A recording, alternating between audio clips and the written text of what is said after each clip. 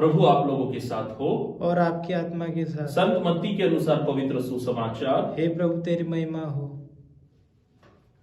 उस समय ईसा ने जनसमूह तथा अपने शिष्यों से कहा, शास्त्री और फरीसी मूसा की गद्दी पर बैठे हैं, इसलिए वे तुम लोगों से जो कुछ कहे वह करते और मानते रहो, परंतु उनके कर्मों का अनुसरण न करो, क्योंकि वे कहते तो हैं पर करते नहीं। वे बहुत से भारी बोझ बांधकर लोगों के कंधों पर लाद देते हैं, परंतु स्वयं उंगली से उन्हें उठाना नहीं चाहते। वे हर काम लोगों का ध्यान आकर्षित करने के लिए ही करते हैं। वे अपने तावीज चौड़े और अपने कपड़ों के झब्बे लंबे कर देते हैं।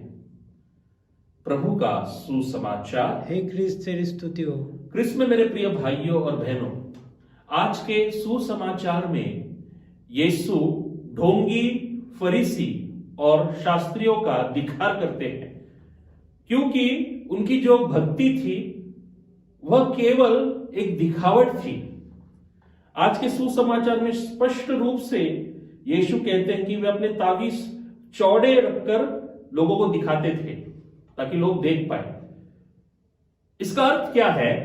इसका अर्थ यह है कि इजराइल के लोगों की जो प्रार्थना थी, इसको हम शेमा प्रार्थना कहते हैं। यह प्रार्थना इजराइल के लोग, यहूदी लोग दिन में कई बार करते थे, और यह प्रार्थना थी परमेश्वर की सर्वोच्च आज्ञा, जो यह विहित करता था कि अपने संपूर्ण हृदय से, मन से, शक्ति से प्रभु पर प्रेम करो, प्रभु का प्रेम करो।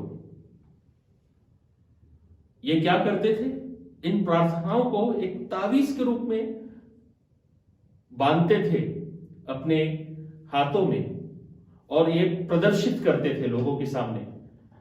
तो इससे ही स्पष्ट होता है कि उनकी भक्ति का परिवर्तन आध्यात्मिकता में नहीं हुई। भक्ति और आध्यात्मिकता में फर्क क्या है? आध्यात्मिकता का मतलब यह है कि हमारी जो भक्ति है वो हमारे कर्मों द्वारा प्रकट होनी चाहिए।